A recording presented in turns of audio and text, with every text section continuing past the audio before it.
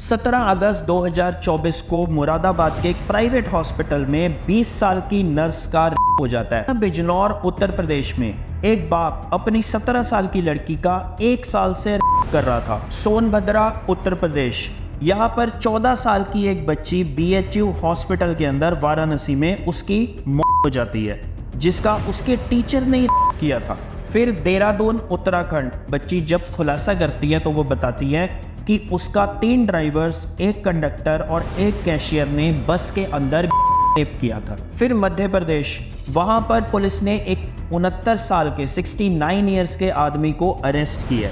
किस चार्जेस में? उसने एक 16 साल की लड़की का 14 अगस्त को रेप किया था, जब उसने देखा कि वो लड़की अपने घर में अकेली है।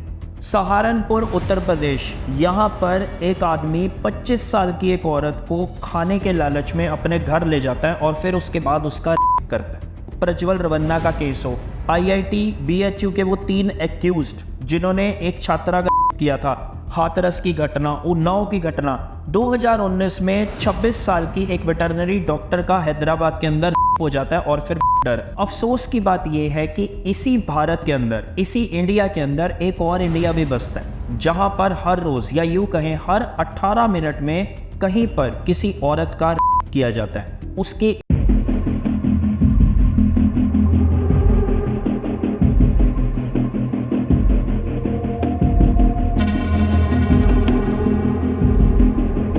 क्या आपको पता है हमारे देश में स्कूल से ज़्यादा मंदिर हैं? इसका मतलब आज़ादी के 78 साल के बाद भी आज भी लोगों का इंटरेस्ट किस चीज़ में ज़्यादा है? धर्म में, ना कि शिक्षा में। और हमारे हिंदू धर्म में जहाँ एक तरफ हम देवताओं की पूजा करते हैं, वहीं दूसरी तरफ देवियों को भी पूजा जाता है। और इसी के चलते माँ दुर्गा की भी पूजा की जाती है, उनके 9 रूप की पूजा की जाती है नवरात्रों के अंदर। लेकिन अफसोस की बात यह है कि इसी भारत के अंदर, इसी इंडिया के अंदर एक और इंडिया भी बसता है, जहां पर हर रोज या यूं कहें हर 18 मिनट में कहीं पर किसी औरत का रेप किया जाता है, उसकी इज्जत की धज्जियां उड़ाई जाती हैं। और ऐसा हम नहीं कह रहे हैं, ये डेटा NCRB का है। और हमारे देश का सबसे बड़ा दुर्भाग्य क्या है कि जिनके हाथों में सत्ता है, जो इस देश की बागडोर को संभालते हैं, वो ऐसे इंसिडेंट्स जब सामने आते हैं उसके अंदर राजनीति करते हैं, उसके अंदर राजनीति ढूंढते हैं, वोट तलाश करते हैं। चलो आज आपको रूबरू करवाते हैं इसी दूसरे इंडिया से, जहां पर एक आम आदमी की जान की, एक औरत की इज्जत की, बच्चों की सेफ्टी की कीमत सिर्फ और सिर्फ 2 पैसे की है।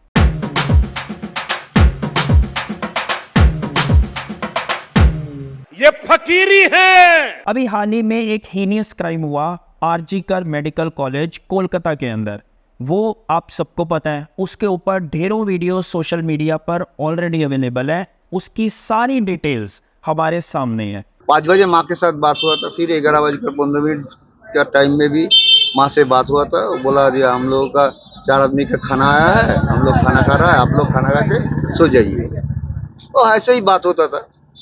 सुबह में हम घर में नहीं था, हम काम में था। वो लड़की मेरा माँ बार फोन कर रहे थे, फोन रिंग हो रहा था, लेकिन कोई उस टाइम तो मेरा लड़की गुजर ही गया है। इस केस में मास लेवल पर प्रोटेस्ट हुए, सारे डॉक्टर सड़क पर उतर आए। ममता बनर्जी और उनकी पुलिस इस मामले को हैंडल करने में कंप्लीटली फेल हो गई और सुप्रीम कोर्ट को इस केस में बीच में आना पड़ा। इनफैक्ट अब ये मामला सुप्रीम कोर्ट की निगरानी में है और CBI इसकी जांच कर रही है। लेकिन हमारी आज की वीडियो का मकसद है आपको दूसरी साइड दिखाना, वो साइड जहां पर ये क्लियरली देखने को मिलता है कि जो तो खबर ऐसी स्टेट से होती है जहां पर BJP की सरकार नहीं होती या उसकी अलायंस की सरकार नहीं होती, ऐसी खबर को दिन रात मीडिया कवरेज देता है। प्राइम टाइम डिबेट्स होती हैं। इनफैक्ट हिंदी के जो न्यूज़पेपर्स हैं उनमें हेडलाइंस बनाकर डेली इसके ऊपर अपडेट भी आती है। लेकिन जहां पर BJP की सरकार होती है या उसकी अलायंस की सरकार होती है, ऐसी स्टेट की खबर आपको कभी भी हिंदी के न्यूज़पेपर्स में नहीं देखने को मिलेगी। ना ही मीडिया में इसके ऊपर प्राइम टाइम डिबेट्स देखने को मिलेगी, ना ही ऐसा कुछ देखने को मिलेगा कि जहां पर उन स्टेट्स के अंदर राष्ट्रपति शासन लगाने की मांग उठ रही हो। निश्चित तौर पर वहाँ जो है राष्ट्रपति शासन लाया जाने की आवश्यकता है और भारतीय जनता पार्टी के तमाम सांसद विधायक ये मांग करते रहे हैं केंद्र सरकार को उस पर विचार करने की आवश्यकता है। चलो आपको कुछ एग्जाम्पल्स बताते हैं। 17 अगस्त 2024 को मुरादाबाद के एक प्राइवेट हॉस्पिटल में 20 साल की नर्स का हो जाता है। आप खुद बताओ, आपने किस मीडिया चैनल के ऊपर इस खबर के ऊपर प्राइम टाइम डिबेट्स होते हुए देखा? इसी तरह बिजनौर उत्तर प्रदेश में एक बाप अपनी 17 साल की लड़की का 1 साल से कर रहा था, और जब उसकी मां ने अपने पति से पूछा तो वो उसको ट्रिपल तलाक देकर वहां से भाग गया, ऐसा पुलिस का कहना है। सोनभद्रा उत्तर प्रदेश, यहाँ पर 14 साल की एक बच्ची BHU हॉस्पिटल के अंदर वाराणसी में उसकी मौत हो जाती है, जिसका उसके टीचर ने रेप किया था।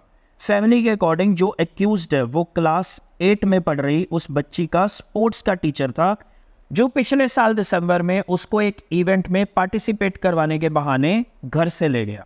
क्या ये खबर आपको कहीं पर भी देखने को मिली? फिर देहरादून उत्तराखंड, यहाँ पर एक माइनर 2 पुलिस वालों को मैगी चाय के स्टॉल पर बैठे मिलती है। जब पुलिस वाले उससे पूछते हैं तो वो कुछ बता नहीं पाती। चाइल्ड सर्विसेज वाले आते हैं और बच्ची को ले जाते हैं। मल्टीपल राउंड्स होते हैं काउंसलिंग के, और उसके बाद बच्ची जब खुलासा करती है तो वो बताती है कि उसका 3 ड्राइवर्स, 1 कंडक्टर और 1 कैशियर ने बस के अंदर गैंग किया था। और लड़की का कसूर क्या था? वो बस मुरादाबाद से अपने घर पंजाब जाना चाह रही थी। फिर मध्य प्रदेश, वहां पर पुलिस ने एक 69 साल के 69 ईयर्स के आदमी को अरेस्ट किया।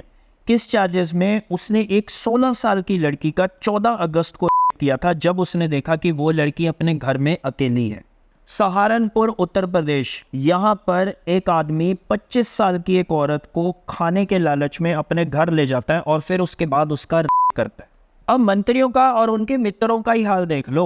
कितनी ही खबरें ऐसी होती हैं उनके क्राइम्स की, फिर चाहे वो का क्राइम हो या का क्राइम हो या किसी भी तरह का क्राइम हो, कितनी ही खबरें आप तक पहुंचने दे दी जाती हैं, क्योंकि मीडिया जो है वो ऐसी खबरों को जानबूझकर दबा देता है जहां पर सरकार का नुकसान हो रहा होता है। और अगर गलती से खबरें बाहर आ भी जाती हैं तो उसको इतनी हाइप नहीं मिलती, उसको इतनी तवज्जो नहीं दी जाती।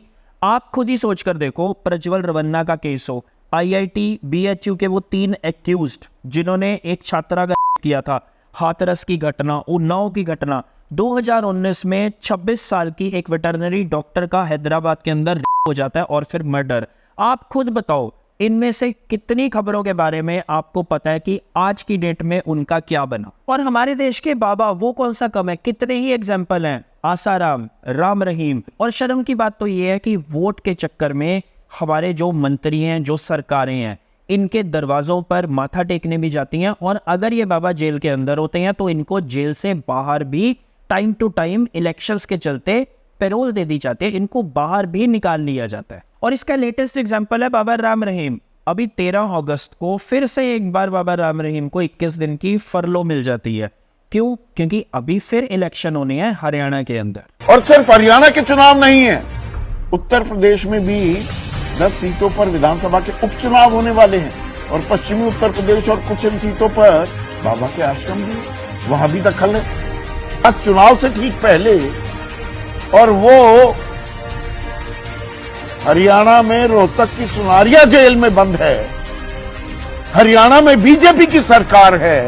एक बलात्कारी, एक हत्यारा मुंह चुड़ाते हुए बाहर आ जाता है, कोई उफ तक नहीं करता। 3 साल में अगर आप जितनी भी टाइम वो पैरोल पर बाहर रहे ये काउंट करो तो 3 साल में 8 महीने ये बाबा जेल से बाहर रहे। लेकिन ऐसा क्यों है? क्या आपने कभी सोचा है? चलो थोड़ा जानने की कोशिश करते हैं। क्या आपको पता है NCRB के डेटा के अकॉर्डिंग हर रोज हमारे देश में 87 औरतों का रेप किया जाता है, मतलब हर घंटे 2 से 3 औरतें रेप का शिकार होती हैं, और ये वो केसेस हैं जो रजिस्टर होते हैं। अब अनरजिस्टर्ड केसेस कितने हैं उसको तो बस आप इमेजिन कर सकते हो। और ऐसे इंसिडेंट्स हमारे देश के अंदर सबसे ज्यादा किन स्टेट्स में होते हैं? राजस्थान, मध्य प्रदेश, उत्तर प्रदेश, और हमारी राजधानी जहां पर पार्लियामेंट है, हमारे देश की सरकार जहां से चलती है, दिल्ली। दिल्ली से याद आया निर्भया केस। 12 साल पहले निर्भया केस हुआ था और उस टाइम पर पूरा देश आक्रोश में था। हर एक सेक्टर का इंसान उस टाइम पर गुस्से में था। जबरदस्त प्रदर्शन हुआ था पूरे देश के अंदर, और उस टाइम पर ऐसा लगा था कि हाँ अब चीजें बदलेंगी, कानून और सख्त होंगे और लोग 10 बार सोचेंगे ऐसा काम करने से पहले। There is genuine and justified anger and anguish at the ghastly crime of gang rape committed last Sunday in Delhi. As a father of 3 daughters myself, I feel as strongly about this as each one of you. लेकिन actual में आज बदला क्या है? आज हर उस निर्भया के case को दबा दिया जाता है जो उस स्टेट में होता है, वो इंसिडेंट जो उस स्टेट में घटित होता है जहां पर हमारी 56 इंच की सरकार है। लोग आज कम ही गुस्से में आते हैं और कम ही प्रोटेस्ट करने के लिए उतरते हैं। क्यों? क्योंकि लोगों की हिम्मत को खत्म कर दिया गया। 12 साल पहले जो लोग निडर हुआ करते थे, आज लोग उतने ही डरपोक हो चुके हैं। बात कड़वी है मगर सच है, वरना आप खुद ही बताओ। हमने ऊपर आपको 6 केसेस बताए हैं, आप खुद सोचकर देखो किस केस के अंदर आपको उस तरह का जन आक्रोश देखने को मिला है जो अभी कलकत्ता के अंदर देखने को मिल रहा है। किस केस के अंदर आपने लोगों को सड़क के ऊपर उतरते देखा है या फिर उस स्टेट के अंदर राष्ट्रपति शासन लगाने की मांग करते हुए देखा है। और आपको एक और बात बता दें, जो केसेस हमने ऊपर बताए हैं आपको 6, उनमें से ज्यादातर केस कहाँ के हैं? उत्तर प्रदेश के, उस स्टेट के जहां पर हमारे बुलडोजर बाबा की सरकार है। कितने बुलडोजर आपने कल्प्रिट्स के अगेंस्ट चलते देख लिए। टू बी ऑनेस्ट, अगर आप ये सोचते हो कि आप जब तक डर कर रहोगे तब तक आप सेफ रहोगे, तो ये आपका बहुत बड़ा भ्रम है। अब आपको कहीं ऐसा ना लगे कि हम सिर्फ बीजेपी रूलिंग स्टेट्स की बात कर रहे हैं या फिर सिर्फ बीजेपी की बात कर रहे हैं, तो आओ हम बंगाल की भी थोड़ी सच्चाई जान लेते हैं। 31 साल की ट्रेनी डॉक्टर के साथ इतना भद्दा क्राइम होता है, लोग प्रोटेस्ट करते हैं इतने बड़े लेवल पर, पूरी स्टेट के अंदर, इनफैक्ट पूरे देश के अंदर प्रोटेस्ट किया जाता है। जितने डॉक्टर्स हैं वो स्ट्राइक पर चले जाते हैं, और जब स्टूडेंट्स स्ट्राइक कर रहे होते हैं, धरना प्रदर्शन कर रहे होते हैं कैंपस के अंदर, तो बड़ी आसानी से हजारों की संख्या में गुंडे आते हैं और वहां पर रच कर तोड़फोड़ करते हैं, वो भी पुलिस की प्रेजेंस में। इनफैक्ट पुलिस वहां से भाग जाती है। इन्होंने हम लोग आरजीकर मेडिकल कॉलेज के रेसिडेंस डॉक्टर हैं और इन लोगों ने हम लोग पे अटैक किया। अब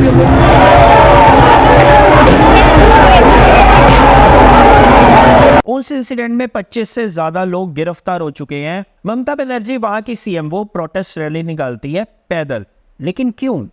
किसके लिए? क्योंकि जो कल्प्रिट है संजय रॉय, वो तो अरेस्ट हो चुका है। हम बताते हैं, वो इसलिए रैली निकालती है ताकि वहां की जनता को ऐसा ना लगे कि ममता बनर्जी की सरकार इस इंसिडेंट से दुखी नहीं है, ताकि कल को जब इलेक्शन हो तो उनको वोटों में घाटा ना हो। इसी केस से जुड़ा एक और हैरान करने वाला आपको फैक्ट बताते हैं। संजय रॉय जो एक्यूज्ड है, हालांकि उसने अपना जुर्म पुलिस के आगे कबूल कर लिया है, लेकिन उसकी हिस्ट्री क्या है? ये इंसान पहले 3 शादियां कर चुका है और तीनों शादियां इसकी टूट चुकी हैं। किसके चलते? डोमेस्टिक वायलेंस के चलते। अब आप खुद सोच कर देखो, ऐसा इंसान पुलिस के साथ मिलकर सिविक वॉलंटियर बना हुआ है। और हैरानी की बात यह है कि इसको हर डिपार्टमेंट के अंदर इजी एक्सेस भी है। मतलब ये पूरे कॉलेज के अंदर, आरजीकर मेडिकल कॉलेज के अंदर बड़ी आसानी से कहीं भी आ जा सकता था। तो सोचने की बात यहाँ पर यह है कि आरजीकर मेडिकल कॉलेज में ऐसा जानवर खुलेआम कैसे घूम रहा था, किसकी मेहरबानी से घूम रहा था। और ऐसा तो हो नहीं सकता कि वहां का जो प्रिंसिपल है उसको इसकी जानकारी ना हो, उसको इस आदमी के बारे में पता ना हो और इसकी हिस्ट्री के बारे में पता ना हो। अब ये संदीप घोष जो प्रिंसिपल है, ये अलग लेवल का तरंगी कैरेक्टर है। कितने ही एलिगेशंस इसके ऊपर करप्शन के लगे हुए हैं। कहा तो ये भी जा रहा है कि ये पूरे कॉलेज को एक माफिया की तरह चला रहा था। एक दिन हम सुन रहा था जो उसका आरोप, मतलब औरत आया था, वो 14 दिन का प्रेग्नेंट था और प्रेग्नेंट होने का, हाँ, उसका बीवी बच्चा था, उसको लाठी मार के, हाँ, उसका सिलाई फाड़ दिया। और हम ऐसा कतई मानने को तैयार नहीं है कि टीएमसी को, वहां की स्टेट गवर्नमेंट को और पुलिस को इस बात की बिल्कुल भी जानकारी नहीं थी। तभी शायद इस संदीप घोष की बार बार ट्रांसफर रुक जाती थी। और जैसे ही ये इंसिडेंट होता है और इसको वहां प्रिंसिपल की पोस्ट से हटाया जाता है, उसके कुछ ही टाइम के बाद, तुरंत बाद, उसी दिन इसको दूसरे कॉलेज का प्रिंसिपल बना दिया जाता है, कलकत्ता नेशनल कॉलेज। इस केस के अंदर भी इस प्रिंसिपल के ऊपर कई तरह के इल्जाम लगे हैं कि इसने मैटर को दबाने की कोशिश की, इसने सही इंफॉर्मेशन नहीं दी लड़की के घर वालों को। पहले ये प्रूव करने की कोशिश की कि लड़की ने सुसाइड की है। उसके बाद तो वो लोग बोल ही दिया जो आपका लड़की सुसाइड दिया, आप लोग जल्दी आइए। आज सीबीआई इस केस को इन्वेस्टिगेट कर रही है, सुप्रीम कोर्ट भी इस केस के अंदर इन्वॉल्व है और हमें उम्मीद है कि बहुत जल्दी इसका फैसला भी आ जाएगा और सजा ऐसी दी जाएगी जो एक एग्जाम्पल सेट करेगी। लेकिन क्या आज आपको ऐसा नहीं लगता जो माहौल देश के अंदर चल रहा है कि शुरुआत कहीं ना कहीं हमें अपने घर से ही करनी पड़ेगी? इतना अच्छा हो अगर लड़कों को लड़कियों की इज्जत करना, औरतों की इज्जत करना घर में ही सिखाया जाए, और ये तभी पॉसिबल है जब वो अपने बड़ों को औरतों की इज्जत करते देखेंगे। एंड सॉरी टू से, हमारे देश में आज भी बहुत ऐसी फैमिलीज है जहां पर औरतों की इज्जत नहीं की जाती। बहुत सी ऐसी फैमिलीज है जहां पर लड़के बचपन से ये चीज को देखते चले जाते हैं कि औरत जो है वो पैर की जूती है, वो सिर्फ और सिर्फ खाना पकाने के लिए, बच्चे पैदा करने के लिए।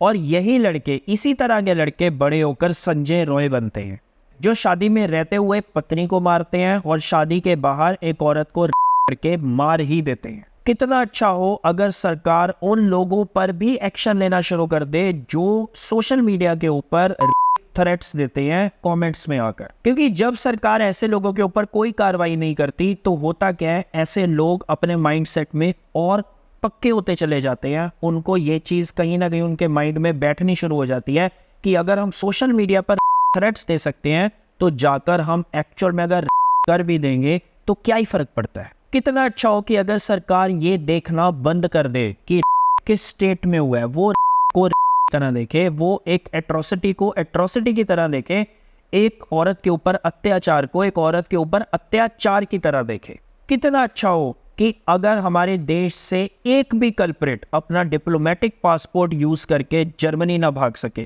और ना ही 2-2 महीने सरकार के लिए प्रचार कर सके, ना रातों रात पुलिस किसी बच्ची को जला सके उसकी पेरेंट्स की परमिशन के बिना, ना कोई स्पोर्ट्स के नाम पर विमेन को गलत तरीके से टच कर सके। पर क्या ये सब कभी अचीव होगा हमारे देश के अंदर, भारत के अंदर, इंडिया के अंदर? आप खुद सोचना। India is great, be healthy, be happy.